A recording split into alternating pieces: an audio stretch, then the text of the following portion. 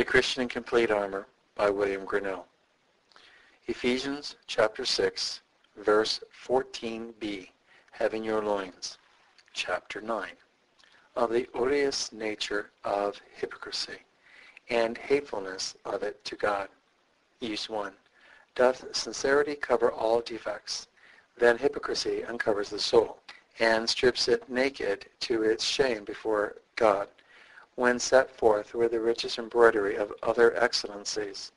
This is such a scab that frets into the choicest perfections and alters the complexion of the soul in God's eye more than leprosy or pox can do to the fairest face in ours. It is observable that different character that is given of those two kings of Judah, Asa and Amaziah. Of the first, see 1 Kings chapter 15, verse 14. The high places were not removed. Nevertheless, Asa's heart was perfect with the Lord all his day. He passes current for a gracious person, and that with a nevertheless his heart was perfect. Sincerity, like true gold, hath grains allowed for its lightness. His infirmities are not mentioned to stain his honor and prejudice him in the opinion of any, but rather as the wart or mole, which the curious limner expresses on purpose. The more he set forth the beauty of the other parts, so his failings are recorded to cast a greater luster upon his sincerity, which could, notwithstanding these sins, gain him such a testimony from God's own mouth. But of Amaziah, see 2 Chronicles 25, verse 2, he did that which was right in the sight of the Lord, but not with a perfect heart. The manner of his actions was good, but the scope and drift of his heart in them was not. In this but makes a foul blot upon all, and turns his right into wrong, wherein his hypocrisy appeared is expressed. 2 Kings chapter 14, verse 3. He did that which was right in the sight of the Lord, but not like David his father, and did according to all things that Joash his father did. He did for a while what David did, as to the matter, but imitated Joash as to the manner, whose goodness was calculated to please man rather than God, as appeared in the latter end of his reign upon the death of his good uncle Jehoiada, Jehoiada. Him did Azariah right after, and not David in his uprightness. Thus we see Asa's uprightness condemns him in the midst of many failings, but hypocrisy condemns Amaziah during that which is right. Sincerity is the life of all our graces, and puts life into our duties, and as life marks and makes beautiful and keeps the body sweet, so sincerity the soul and all it doth. A prayer breathed from a sincere heart, it is heaven's delight. Take away sincerity, and God saith of it, as Abraham of Sarah, whom living he loved dearly, and laid in his bosom, bury the dead out of my sight. He hides his eyes, stops his nostrils, as when some poisonous carrion is before us. Bring no more vain appellations. Incense is an abomination to me. The calling of your assemblies I cannot away with. Your appointed feasts my soul hateth. They are a trouble to me. I am weary to bear them. What hateful thing is this that God cries so out upon? It is nothing but hypocrisy. Surely, friends, that must needs be very loathsome, which makes God speak so coarsely of his own ordinances, yea, makes them a hashed in prayer, no prayer, but a mere idol to be broken in pieces, faith, no faith, but a fancy and a delusion, repentancy, no repentancy, but a loud lie. Psalms chapter 78, verse 34. They returned and inquired early after God. See how the Spirit of God grosses over this. Verse 36 and 37. Nevertheless, they did flatter with their lips, and they lied unto him with their tongues, for their heart was not right with him. It smoked God out of his own house, and made him out of love with that place, whereof he had said it should be his resting place forever. It brought the wrath of God upon that unhappy people to the uttermost. Mark how the commission runs, which God gave the Assyrian, who was the bloody executor of his fierce wrath upon them. Isaiah chapter 10, verse 5 and 6. O Assyrian, the rod of my anger and the staff in their hand is my indignation. I will send him against a hypocritical nation, against the people of my wrath, while I give him a charge to take the spoil and take the prey, to tread them down as myrrh in the street. See Jeremiah chapter 7, verse 10 through 13. There needs not the coroner to be sent for, or a jury to go up on this miserable people to find out how they came to their dismal end. They were an hypocritical nation. That was it they died of. God had rather see the abomination of desolation standing in his temple, making havoc of all, than the abomination of dissimulation, mocking him to his face. While they worship him with their lips and their lust with their hearts. Of the two, it is more tolerable on God's account to see a Belshazzar that never had a name of being his servant, to quaff and carouse it to his gods profanely in the bowels of the sanctuary, than for a people that would pass for his servants to pollute them in his own worship by their cursed hypocrisy. If God be dishonored, woe to that man of all that doth it under a slough of honoring him. God singles out the hypocrite as the sort of sinners whom he would deal with hand to hand, and set himself, even in this life, to bear witness against in a more extraordinary manner than others. The thief, murderer, and other sinners, provision is made by God that the magistrate should meet with them. They come under his cognizance.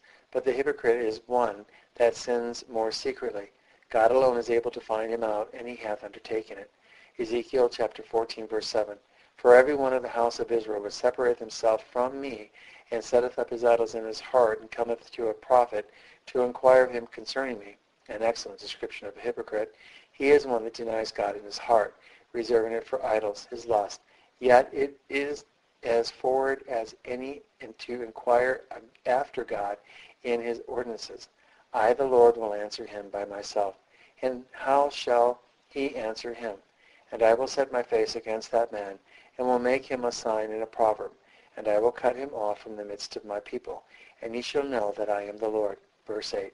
That is, my judgment shall be so remarkable on him, that he shall be a spectacle of my wrath for others to see and speak of. Thus God pays the hypocrites often in this life, as Ananias and Sapphira, who died by the hand of God with a lie sticking in their throats, and Judas, who purchased nothing by his hypocritical trade, but a halter to hang himself with. His playing the hypocrite with Christ ended with his playing the devil upon himself, when he became his own executioner. But if the hypocrite at any time steals out of the world before his visit falls off and the wrath of God falls on him, it will meet him certainly enough in hell, and it will be poor comfort to him there to think how he hath cheated his neighbors in arriving at hell, whom they so confidently thought under sail for heaven. The good opinion which he hath left of himself in those that are on earth will cool no flames for him in hell, where lodgings are taken up and bespoken for the hypocrite as the chief guest expected in that infernal court. All other sinners seem but as younger brethren in damnation to the hypocrite, unto whom, as the great heir, they receive every one their portion of wrath, bequeathed to them by the justice of God. Matthew chapter 24, verse 51. There the evil servant is threatened by his master, that he will cut him asunder and appoint him his portion with hypocrites. Question: but why should God be so angry with the hypocrite? He seems a tame creature to other sinners, who, like wild beasts, rage and ravage, not fearing. To open their mouth like so many wolves against heaven, as if they would tear God out of his throne by their blasphemies and horrid impieties, the hypocrite is not thus woaded with impudency to sin at noonday and spread his tent with Absalom on the housetop. If he be not, it is in a corner. His rodent blush modesty will not suffer him to declare his sin and be seen in the company of it abroad. Nay, he denies himself of many sins which others maintain, and walks in exercise of many duties which the atheistical spirits of the world deride and scorn. Why then would the hypocrite that lives like a saint to others be more distasteful to him? Answer. Indeed, the hypocrite at first blush may be taken for a kind of saint by such as see only his outside as he passes by in his holy day dress, which he is beholden to for all the reputation he hath in the thoughts of others, and therefore is fitly by one called the stranger's saint, but a devil to those that know him better. He is like some cunning cripple that is fain to borrow help from art to hide the defects of nature, such as false hair to cover his baldness, an artificial eye to blind his blindness from others' sight, and the like for others' parts. Here is much ado made to commend him for some beautiful person to others, but what a monster would this man appear should one but see him through the keyhole as he is in his bedchamber, where all these are laid aside. Truly such a one, and far more scarcely would the hypocrite be found when out of his acting robes, which he makes use of only when he comes forth upon the stage to play the part of a saint before others. It were enough to affrighten us only to see the hypocrite uncased. What then will it be to himself when he shall be laid open before men and angels? So odious this generation is to God that it is not safe standing near them. Moses then that knew Korah, Dathan, and Abiram better than the people who, taking with their seeming zeal, flocked after them in throngs, commands them to depart from the tents of those wicked men, except they had a mind to be consumed with them. Such hoar hypocrisy he expected vengeance would soon overtake. But that it may appear to be a sin exceeding sinful, I shall give a few aggravations of it, in which so many reasons will be warped why it is so odious to God. First, hypocrisy is a sin that offers violency to the very light of nature. That light which convicts us there is a God tells us he is to be served, and that in truth also, or all is to no purpose. A lie is a sin that would fly in the face of a heathen, and hypocrisy is the loudest lie, because it is given to God himself. So Peter told that dissembling wretch, Acts chapter 5, verse 3 and 4, Why hath Satan filled thy heart to lie to the Holy Ghost? Thou hast lied not unto man, but unto God. Secondly, hypocrisy cannot so properly be said to be one single sin as the sinfulness of other sins. It is among sins, as sincerity among graces. Now that is not one grace, but an ornament that beautifies and graces over all other graces. The preciousness of faith is that is unavenged, and of love to be without dissimulation. Thus the odiousness of sin is when they are committed in hypocrisy. David aggravates the sin of those jeering companions who made him their table talk and could not taste their cheer, except seasoned with some salt jest, quibbling out at him with this, that they were hypocritical mockers. Psalms chapter 35, verse 16. They did it slyly and wrapped up their scoffs. It is like in such language as might make some think, who did not well observe them, that they applauded him. There is a way of commending which some have learned to use, when they mean to cast the greatest scorn upon those that hate bitterly, and these hypocritical mockers deserve the chair to be given them from all other scorners. Fevers are counted malignant according to the degree of putrefaction that is in them. Hypocrisy is the more putrefaction or rottenness of the heart. The more of the putrefied stuff there is in any sin, the more malignant it is. David speaks of the iniquity of his heart, Psalms chapter 32, verse 5. I acknowledge my sin unto thee, and my iniquity have I not hid. I said, I will confess my transgressions unto the Lord, and thou forgavest the iniquity of my heart. This sin seems very probable to have been his adultery with Bathsheba and the murder of Urias by his long keeping silent, verse 3.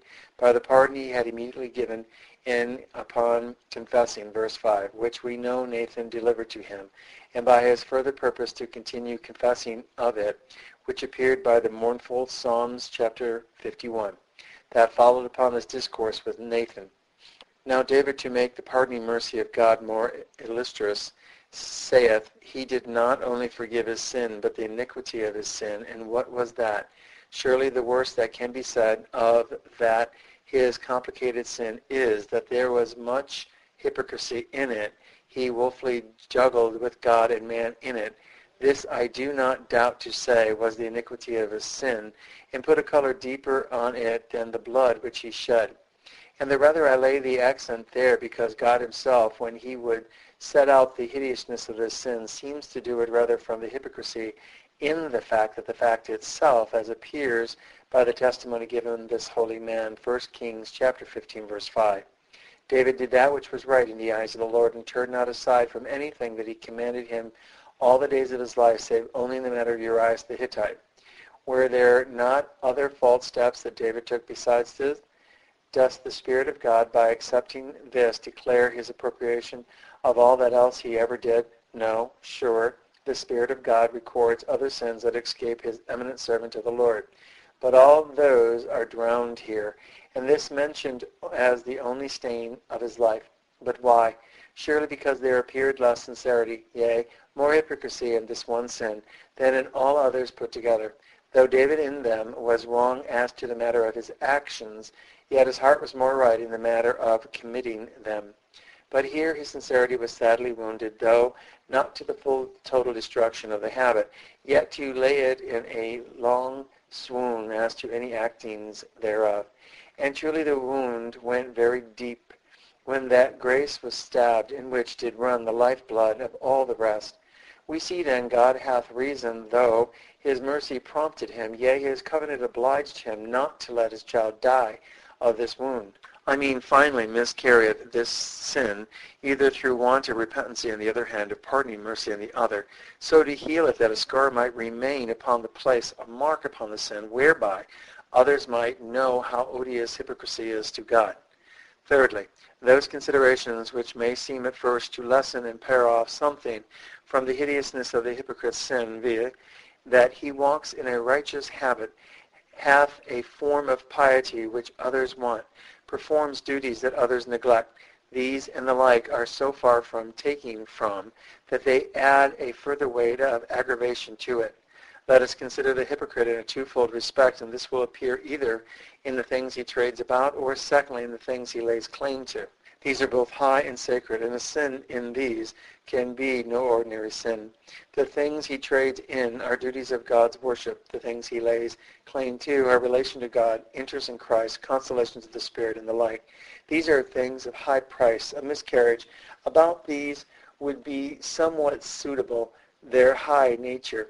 It is the wool, so the thread and cloth, coarse or fine. The profane person pretends not to these. He cannot spin so fine a thread, because the work he deals in is coarser. All his impieties will not have so high price of wrath set upon them, which he hath, being ignorant of God, and a stranger to the ways of God, committed as the hypocrites. Section 1. First, the hypocrite trades in the duties of God's worship. God sits down with the rest of the apostles at the Passover and bids himself welcome, as confidently as if he were the best guest, the holiest of all the company. The proud Pharisee gets to the temple as soon as the broken-hearted publican. But what work does the hypocrite make with these things that would be known indeed? Sad work, the Lord knows, or else God would not so abominate them as to think he hears a dog bark or a wolf howl all the while they are praying. We think David had a curious hand at the harp that could pacify the evil, raging spirit of melancholy Saul. But what a harsh, unhappy stroke have they in the duties of God's worship that are able to make the sweet, meek Spirit of God angry, yea, break out into fury against them. And no wonder if we consider but these two things. First, the hypocrite does no less than mock God in all his duties, and of all things God can least bear them. God will not be mocked. Christ preached this doctrine when he cursed the fig tree, which did by her green leaves mock the passenger, making him come for fruit and go away without any. Had it wanted leaves as well as fruit, it had escaped that curse. Every lie is a mocking of him to whom it is told, because such a one goes to cheat him, and thereby puts the fool upon him. Why hast thou mocked me, said Delilah to Samson, and told me lies? Judges chapter 16, verse 10. As if she had said, as is usual upon the like with us. Do not make a fool of me. I leave it to the hypocrite to think seriously what he is going to make of God when he puts up his hypocritical services. God's command was, none should appear before him empty. This the hypocrite doth, and therefore mocks God. He comes indeed full-mouthed, but empty-hearted. As to the formality of a duty, he oft exceeds the sincere Christian. He, if any, may truly be called a master of ceremonies, because all that he entertains God with in duty lies in the courtship of his tongue and knee. How abhorrent this is to God may easily be judged by the disdain which even a wise man would express to be so served. Better to pretend no kindness than pretending to indeed none. It is the heart God looks at in duty. If the wine be good, he can drink it out of a wooden cup. But let the cup be never so gilded, and no wine in it.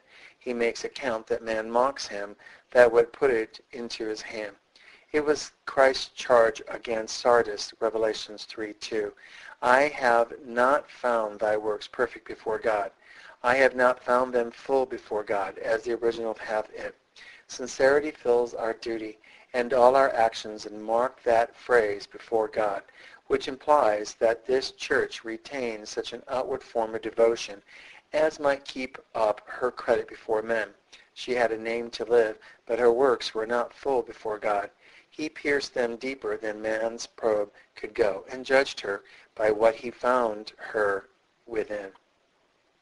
Secondly, the hypocrite performs the duties of God's worship on some base design or other, and this makes him yet more abominable to God, who disdains to have his holy ordinances prostituted to serve the hypocrite's lust, used only as a stream to turn about his mill and handsomely effect his carnal projects. When Absalom had formed his plot within his own natural bosom and was big with his treason, as ever cockatrice was with her poisonous egg, to Hebron he goes in all haste, and that forsooth to pay an old vow, which in the time of his affliction he had made to the Lord. 2 Samuel 15:10 and 11. Who would not think the man was grown honest when he begins to think of paying his old debts? But the wretch meant nothing less. His errand thither was to lay his treason upon the warm wing of religion, that the reputation he should gain thereby might help the sooner to hatch it. And I wish that as Absalom died without a son to keep his name in remembrancy, so that none had been left behind to inherit his cursed hypocrisy, that the world might have grown into a happy ignorancy of so monstrous a sin. But alas, this is but a vain wish. This kind of hypocrisy yet lives, yea, comes as boldly to outface God in his worship as ever, many making no better use of the exercises of it than some do of their sedans, to carry them unseen to the enjoyment of their lust. And is it any wonder that God, who hath appointed his ordinances for such high and holy ends, should abhor the hypocrite, who thus debases them in the service of the devil?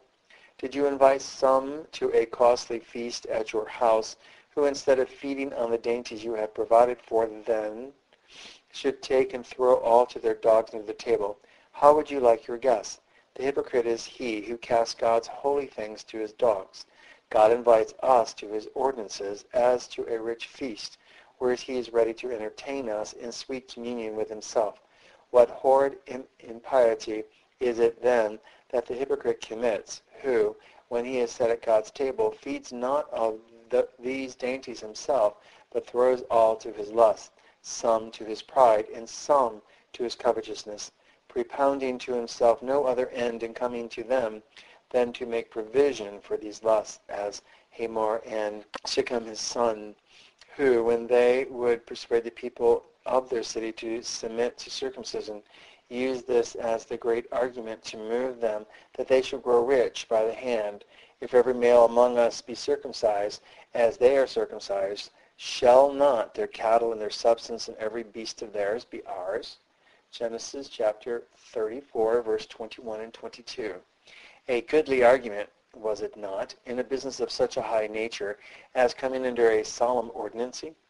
They rather speak as it they were going to a horse market or a cow fair than to a religious duty.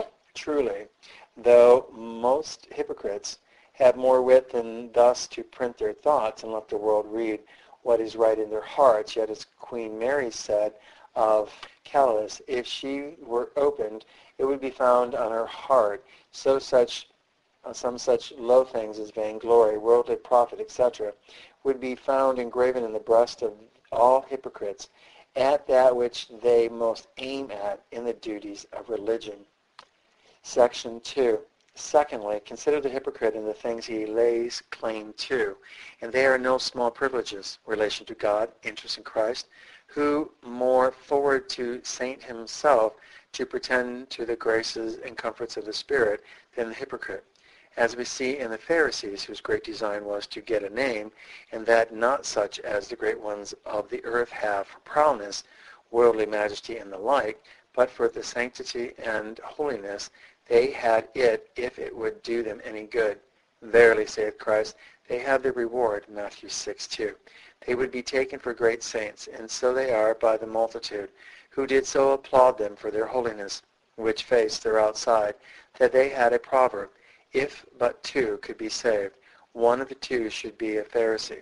We read of some that profess they know God, but in works they deny him, Titus 1:16. They boldly brag of their acquaintancy with God and would be thought great favorites of his, though their lives are antipodes to heaven. So Revelations 3:9, we meet with some that say they are Jews and are not, but lie. They dwell surely by ill neighbors. None would say so much for them but themselves. But the hypocrite is so ambiguous to pass for a saint that he commonly is a greater censurer of the true graces of others as to much hindering the prospect of his own, like Herod, who, as Eusebius writes, being troubled at the baseness of his own birth, burned the Jews' ancient genealogies, and the better to defend his own pretended noble descent, who now is able to give a full assent to this high-climbing sin of hypocrisy. It is a sin that highly reproaches God to have such a vile wretch claim kindred with him. Christ indeed is not ashamed to call the poor saints brethren, but he disdains to have his name seen upon a rotten-hearted hypocrite as princes to have their effigies stamped on base metal.